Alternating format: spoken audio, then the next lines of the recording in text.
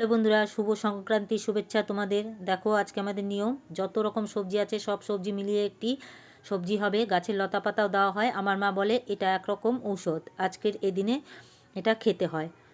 তেতো ডাল করেছি, টক ডাল করেছি এবং উচ্ছে, বেগুন আর ঘিমা শাক দিয়ে একটা তেতো আইটেম করেছি আর পাট শাক করেছি, সেটাও দেখাবো তোমাদেরকে। প্রথমেই পাঁচনটা রান্না করছি। কড়াইতে তেল গরম করে শুকনো লঙ্কা, তেজপাতা এবং শুকনো লঙ্কা ফোড়ন দিয়ে আলু আর কাঁঠালটাকে ভেজে নিচ্ছি। ভাজা হয়ে গেছে, এবারে একে একে সব মশলা দিয়ে দিলাম। জিরে, ধনে, হলুদ, আদা, লঙ্কা, গোলমরিচ সব একসাথে পেস্ট করে নিয়েছিলাম, সেটা দিয়ে দিয়েছি। স্বাদ মতো নুন দিয়েছি।